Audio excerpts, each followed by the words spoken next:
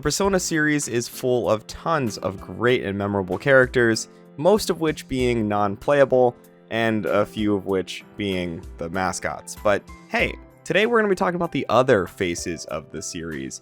Not the mascots, but the protagonists. The people who you control, play, make decisions for, name, yada yada yada. Those characters are who we're going to be talking about today, and while they may not have the most defined personalities, with a few exceptions, the overall characters as they're depicted in the games, the manga, and the anime do still have enough to pull from, and we're going to be looking at all these factors today to go ahead and kind of see who is overall the best Persona protagonist.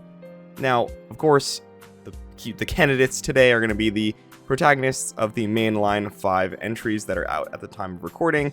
Those, of course, being Persona 1's Naoya, Persona 2's Maya and Tatsuya, Persona 3's Makoto and Kotone, Persona 4's Yu, and Persona 5's Ren. No other playable quote-unquote characters from the series will be included in this list. We are only talking about the mainline entries and the mainline protagonists. Yes, even the non-canon ones like Kotone are going to be included. So without further ado, let's go ahead.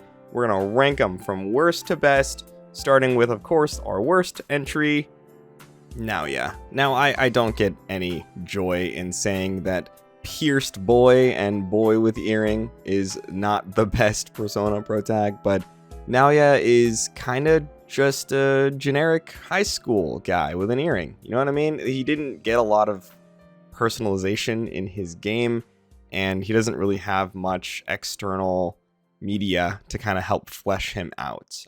The most he got was a pretty interesting backstory involving his deceased brother, which was kind of cool, but honestly that isn't enough to really elevate him to the level of the other Persona protagonists.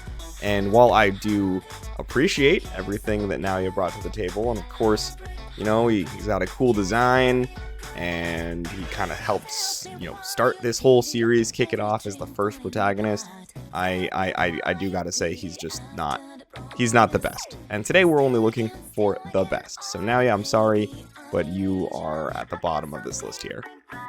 Now, next up is going to be Kotone from Persona 3. Unfortunately, I actually really like Kotone a lot. She's kind of in this weird zone where she's the polar opposite to Makoto. She's bubbly, she's happy and smiley and cutesy and all this stuff. And she's got a completely different vibe to her, completely different color scheme, different music and everything. She can change the story in interesting ways, but let's be real, dude, the Persona 3 story really just doesn't work with her very well. I like her and she's great, but I do feel like the story just was really, really tailor-made for Makoto and his journey through it and his sacrifices that kind of just bring this whole thing together. And the concept of Kotone is this like alternate universe character who finds herself in the same situation as him is interesting, and I kind of like how they explore that in Q2, for example. But as far as characters go, while she is great and I like her, and I do feel like she is a good character for a Persona series, and they explore her in kind of cool ways and outside media, I do just feel like, honestly, she brings the experience of Persona 3 down a bit. And as such, you know, I mean, when we're talking about Persona protagonists, these are all great characters, but unfortunately there has to be a worst and there has to be a second worst, and Kotone just kind of fell into that spot due to the situation. So Kotone is taking our second spot here today. Okay, so next up we need to talk about Persona 2's Tatsuya. Now, I need to again emphasize that I really like Tatsuya. I like all the Persona protagonists, but, you know, obviously some have to be lower than others, and that's kind of how I feel about Tatsuya as opposed to like his counterpart Maya, for example. I do find Maya to just be infinitely more compelling of a character. So while Tatsuya has plenty of interesting stuff about him, and he's characterized very well in both Persona 2 games, I do just think that he's just a bit less interesting than his counterparts. And as such, that is going to bring him down on my list, unfortunately. So Tatsuya is cool. I like his motorcycle stuff. Characterizing him with the lighter, for example, also is very, very nice. And his relationship with June is like the closest we're ever gonna get to like canon gay ship in a Persona game. So hey, look, I respect it. But I just find him a little bit less interesting than the other protagonists, especially Maya. It's just unfortunate he has to be in the same game as her because it makes him seem more boring by default because Maya is really awesome. We'll talk about her in a little bit, but yeah, Tatsuya is going to be our third character on this list here. I feel like this next pick is actually going to be a bit of a surprise to some people, but next up on this list is going to be Persona 4's Yu Narukami. Now, I need to emphasize again, I love Yu. I love Persona 4 a lot. We're going to talk about it a bit more, later in the month here, but Yu is not in my top 3 favorite Persona protags, okay? So I apologize, I think that's going to be a little controversial. I do love him. He actually has a lot of material to pull from. He's in a lot of Persona media. He's got, obviously his manga depiction, his infamous anime depiction, and then of course, his depictions in his game, as well as the Q and Q2 games, the arena games, the dancing games. Like, he's actually got quite a bit of material to examine here. But one character trait of his that I really appreciate, he's often depicted as a bit of a goof, as a kind of a bit of a pervert, as a Chad, really. There's a lot of memes about you being like the biggest Persona Chad, right? But one of my favorite characterizations involving you is that he is a confident person, but not naturally so. He actually gets a lot of his charisma from his bonds with his friends, and having those people to rely on actually does bring out that side of him. He's often depicted as somebody who kind of falls apart without people. He's kind of a lonely guy who really thrives around people that he loves. And so I like that about him. The big emphasis on friendship is a huge plot point in Persona 4 specifically. And yeah, it's cheesy and all that stuff, but it hits really hard. It works really well. Yu feels like the kind of guy who, genuinely cares about his friends and his family, and you really feel that throughout the game. So that's one thing I really appreciate about him, but I do think he is just brought down a little bit, mostly just when you compare him to the other 3 protagonists that are going to come after him here. Not that he's bad or anything, he's great, I love him, but again, not everyone can be number 1, so that's kind of where Yu's at. I think that's going to be a little controversial, but that's where I'm going to place him here, number 4 on this list. Next up, we're going to talk about Persona 5's Ren, or Joker, as his codename depicts. I think Ren is awesome. I feel like because he's the most current Persona protagonist, he actually suffers a bit from a weird phenomenon where he's depicted drastically different depending on the source material. The Joker that we get in the video game and the Joker we get in the anime or the manga or the dancing game are just not the same character, right? There's not really a lot of consistency there, but what is consistently there is really great. Ren's general story arc and his experiences that he go through, he's depicted as somebody who really cares a lot about justice and doing the right thing and, bringing the best outcome for everyone involved, even if that's hard on him and gets him in trouble. I mean, the game opens with him trying to protect a woman who he believes is in distress, and as such, ends up, getting in trouble, getting labeled a delinquent, basically ruining his life just to save somebody, save this woman who he doesn't even know. And that drive for justice really, carries him forward on his journey throughout the entire game. And that's something I really respect. But throughout the rest of, of the series and other media he's in, he's portrayed a little bit inconsistently. which is unfortunately gonna kind of bring him down a bit on the list. I know a lot of people really resonate with Ren and with him and his, especially like his depictions in certain media, but I do just think that there's a bit more going on with some of the other protagonists we're going to talk about in a bit. So unfortunately, he was not able to be number 1, but he did still make the top 3. I love him a ton. I think that in game they do a really good job of personalizing him. I know that that's been a bit of a critique amongst the modern trilogy, was like, hey, like we need to have this silent protagonist, but obviously, we want to try to give them a personality. And I feel like Ren's personality does come through in a lot of his dialogue choices.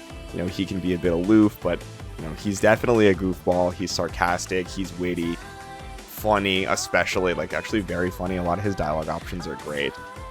But yeah, he's got a really strong sense of like right and wrong, a strong sense of justice and motivation, desire to do the right thing. And I really like that, especially because it's cool too, because they show that he can be a bit of a dork, kind of like Makoto, but we'll talk about him in a little bit, which is nice too. It kind of helps humanize them. We're working with scraps here because these are silent protagonists, of course, but with what they do give us, yeah, Ren's sitting pretty at that number 3 spot. Okay, so our runner-up today is Persona 2's Maya. I did hint earlier that I do think she is the more interesting of the duo, and I really do stand by that.